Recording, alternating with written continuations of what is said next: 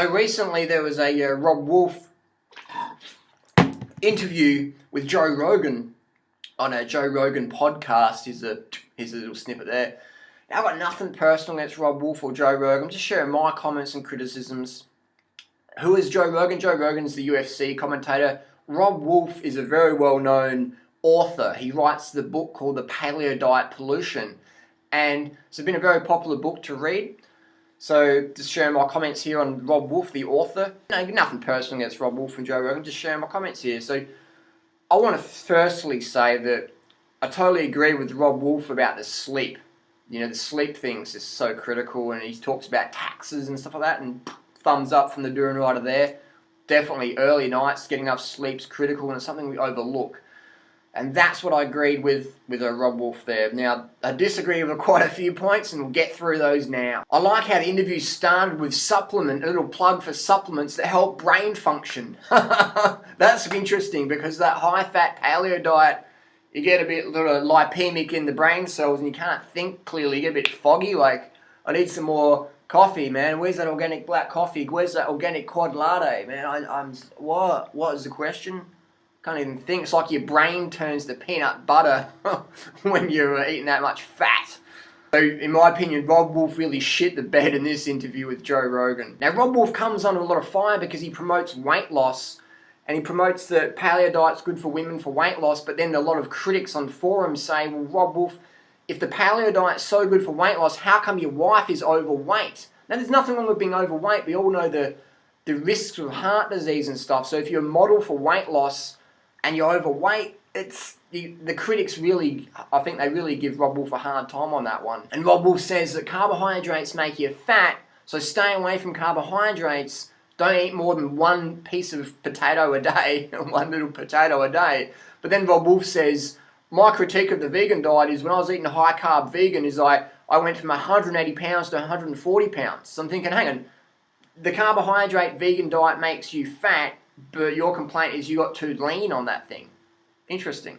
And Robb Wolf says the environmental benefits of eating beef over plant foods is you need no oil to produce beef. I'm like, well, hang on, Rob. Refrigeration, transport, driving that person who has the coronary heart attack to the ambulance takes a bit of oil. You know, all that stuff, the pharmaceutical products people need for cholesterol. That's right, high cholesterol is good in paleo world. I like how Robb Wolf says, when it comes to Joe Rogan says, so what do you think, would you eat a lot of carbohydrates? And Robb Wolf says, I'd rather drink a lot of alcohol than eat a lot of carbohydrates. If I was going to have a binge on carbs, it would be alcohol-based. Robb Wolf says he drinks a few glasses of alcohol every day. And he's a fan of drinking. Robb Wolf says he's a big fan of coffee, and I can relate because when I was doing the paleo diet back in 1999, man, I was just going from cup of coffee to cup of coffee. I was so shot. I was carbohydrate deficient, glucose exhausted, and I was literally running on caffeine. That's why you see all the paleo crew, boom, boom, boom, boom, boom. Caffeine, caffeine, caffeine, caffeine, caffeine. Robb Wolf even shits the bed again where he says the more coffee you drink, the better, based on the studies. And my question is, would you give coffee to a baby? Robb Wolf says that whiskey's good because it doesn't have any sugar in it. So whiskey gets the thumbs up from Paleo Man Robb Wolf. Rob also mentions he's a big fan of nicotine gum. My question is why... That's not paleo. There was no caveman drinking coffee and drinking alcohol and eating nicotine gum to stay awake because they're eating such a high-fat diet. In fact, back in the day, there was no high-fat animals really, was there? How much fat's in a mouse? How much fat is in a freaking ostrich leg? There's not much fat at all. So I like when they say fats, fats, fats, fats, fats, but reality is paleo world had no fucking fats, man.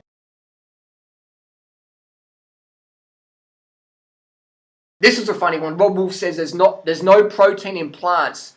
And then Joe says, well, my vegan friends say there is protein in plants. And Rob goes, oh, it's third world protein. And I'm like, what the fuck? And then Joe Rogan says, hang on, what about my vegan friends that, you know, what about Mac Danzig, the UFC fighter? And Robb Wolf's like, he just sort of goes, oh, some people can do it. So hang on, you just said that you couldn't do it. Now some people can do it. Reality is nobody in athletic world can do the paleo diet. Why? Because paleo diet, you're only allowed to have a potato a day if you're training really hard. Otherwise, it's no carbs at all. It's maybe a little handful of blueberries, which won't support glycogen restoration. So impossible to be an athlete on a paleo diet unless you're chugging down the Gatorade, banana smoothies and stuff like that. But that's not paleo, is it now? Paleo is low carb, high fat. That's what we're talking about. So when you're in a ketogenic diet, your athletic performance is done. And if you're on a ketogenic diet and you're not an athlete, but you want to be an athlete, impossible.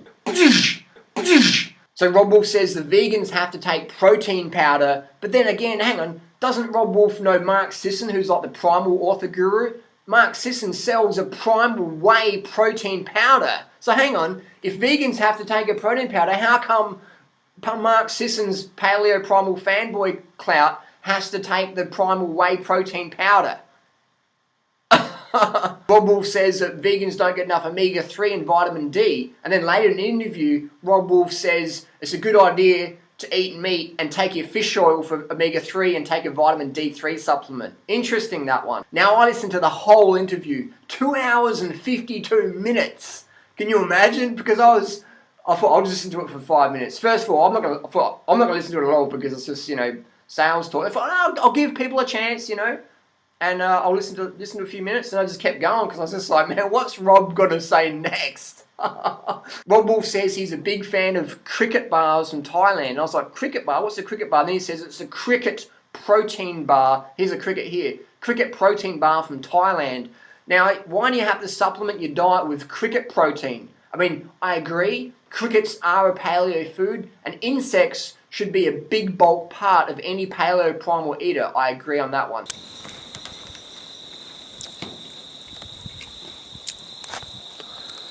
Tasty? Not bad. There's a good one under here. Oh! They're actually dehydrated. Kind of crispy. Yeah. Not bad at all. Another good one there. We would have eaten a lot of insects back in the day, do you reckon? I reckon. Someone said our ancestors weren't too proud to lift a rock for their dinner.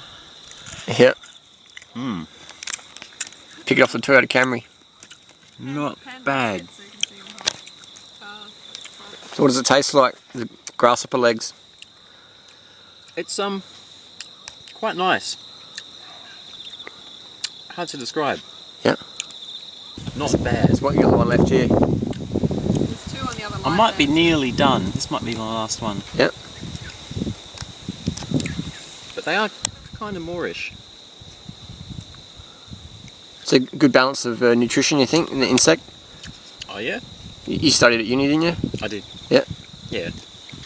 Well, you're eating the exoskeleton, which has got a lot of the calcium and that would be in the bones of other animals. So from a nutritional standpoint, it seems insects would be a far more... They might be more balanced than, say, red meat. And an eco way to do that would be to scrape the crickets off the bumper bar off your car and consume them, because that's totally sustainable and it's raw protein. So you get the raw cricket amino acids. Robb Wolf says if you're really fit, it's okay to eat one potato at dinner time. I'll tell you what, if I was eating potatoes instead of fruit, I'd be eating 30 potatoes a day, literally. It's 30 bananas a day or 30 potatoes a day. So one potato a day, fuck, no wonder those paleo people are jacked on caffeine and have zero cardio fitness and have to take those pre-workout jacked DMAA supplements before a workout. And even then, people aren't even fit. Like Robb Wolf, again, nothing personal against Robb Wolf. Yeah, I critique his nutritional advice, but I'm just saying Robb Wolf used to be a competitive athlete and now he's not. Robb Wolf isn't even a district level competitive athlete. You know, he was not even a fit personal trainer. So when someone goes on a healthier diet and their performance goes down and they're not an EPO or whatever in the past, it's like, hang on, like, if your diet's so healthy, how come you aren't a competitive athlete? And you're talking about it. Like, what's up with that? So that's a big critique of mine, is all these paleo primal people, they're not competitive athletes, but a lot of them used to be. That says something. If you used to be a competitive athlete and now you're not, it's like, hang on, personally, I'm setting personal bests, running and cycling, personal bests, and I'm 35. I'm fitter, 3 times as fit as I was when I was 18. 35, man. So that's something, that's a testimony to the power, the regeneration effects of a high carb, low fat, vegan lifestyle, 30 bananas a day. Robb Wolf quotes a study where it says the slimmest people, the healthiest people, the fittest people ate the most saturated fat. And I'm like, what planet was that from? Because then I'd be asking the question, how come Lauren Cordain and Sally Fat, the health gurus, are overweight themselves? Lauren Cordain's like the grandfather of the paleo primal diet. Sure, he's a nice guy, lovely fella. He's overweight though. It's like claiming to be a world banker and you're begging on the street. I mean, and Joe Rogan was talking about how he likes to have a kale green smoothie for breakfast, and Robb Wolf says a better breakfast, the best breakfast would be bacon and eggs with lots of coffee. And Joe Rogan's like, really? Like, that's awesome. And I'm just like, oh my God, what are you thinking, man? And if you listen carefully, Robb Wolf says that the bacon is a slow release glucose. And I'm like, what the fuck are these people saying? What? And then Robb Wolf pulls out the Lear Keith soundbite. Farming kills animals as well. And it's like, yes it does, but we're not killing animals, man. I was like, what the fuck? That's just like saying because this money passed through a drug dealer at some part in the last 10 years, it went through a drug dealer's wallet, I'm part of that drug deal as well. So I should just be a drug dealer anyway. Well, if you walk outside and you step on an ant, that's just the same as cutting down the Amazon to grow grass-fed beef. It's just the same. And then Rob says the best diet for type 2 diabetics would be a ketogenic diet. And I'm like, Robb Wolf, how come you're ignoring the elephant in your bedroom? You're ignoring the elephant. You're ignoring the fucking blue whale in the telephone booth. Read this book, please, Robb Wolf. Dr. Neil Barnard's program for reversing diabetes. Clinical shit, man. None of this paleo bro science, PhD in bro science, whatever, man. No more caveman nonsense. That's the real deal, man. Type 2 diabetics should eat ketogenic diet? What the fuck? This is what they want to be eating, man. Clinical data. Can't believe. That's just crazy, man. Crazy. Like, what the fuck? And Robb Wolf says the best diet for heart disease is one high in saturated fat. And I'm like, oh, no wonder he sells so many books, because he's telling people good things about their bad habits. This is what you want to get up to speed with, Rob.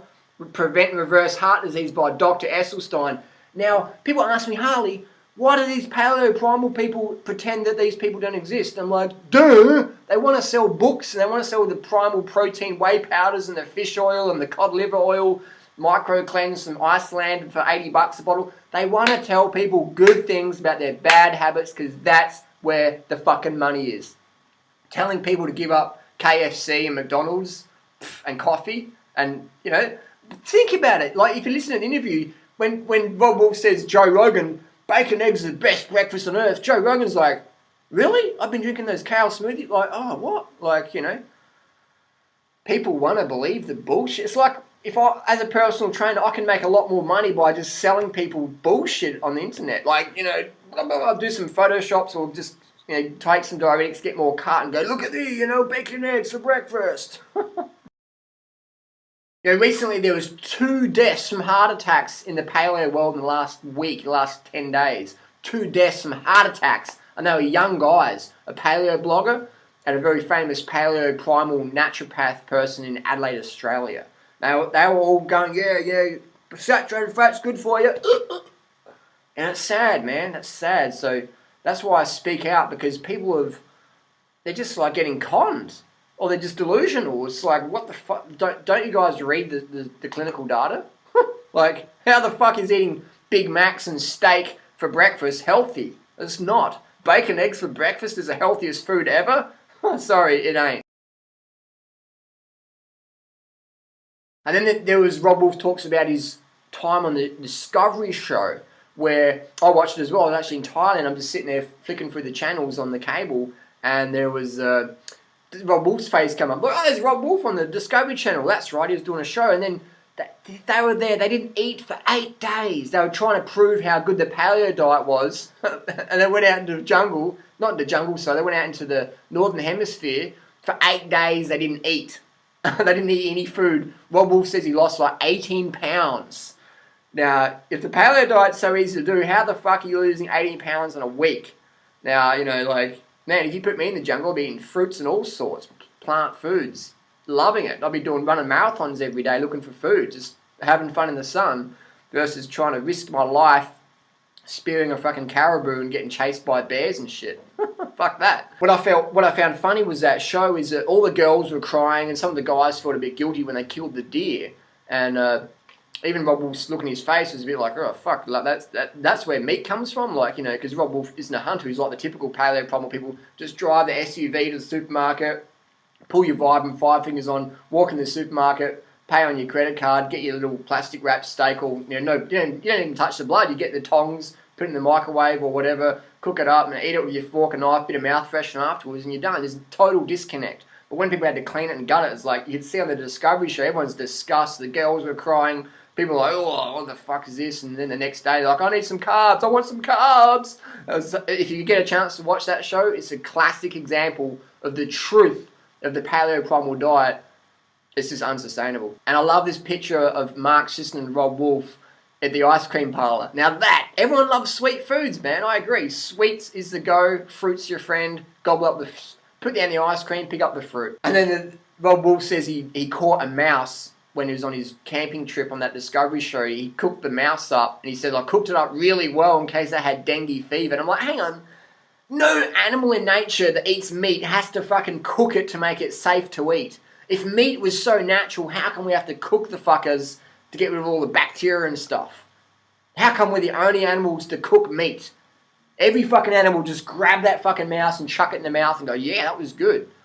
How come we don't have to cook the fruit? If you have to cook something to make it safe to eat, then chances are you shouldn't be fucking eating it. And the last comment where Robb Wolf really confirmed his shit, the shat the bed in this interview, was where he compared the veal industry, like Joe Rogan brought up the cruelty of veal, where they lock them in crates and shit. This is what happens. They lock what happens with the organic dairy industry. All dairy industry is they pull away the male calf, and the calf gets put in a black fucking shed, so it gets anemic, so the meat's all fucking tender and shit like that. They make the cage out of stainless steel, so it can't lick the iron, so it becomes anemic. They tie the animal down with the collar, so it can't even get up and build its muscles. It can't even stand up. Because if it stands up, it builds the muscles, the meat becomes too tough for their fucking paleo primal gourmet people. So what they have is they have this fucking sick veal industry, and Joe Rogan says it's fucking crazy, isn't it? It's cruel. What do you think about that, Robb Wolf? And Robb Wolf says, it's just like watching Jersey Shore. I agree, it's cruel. Fucking hell, man. So my conclusion for the interview was that Joe Rogan sounded half conscious. He was sort of, open to it. But Robb Wolf had his little paleo primal caveman blinkers on going, no, I can't comprehend that. So that's my comments and criticisms of that podcast. What did you think? Post your comments and questions down below. Want to learn more? Subscribe. Paleo primal diet debunked.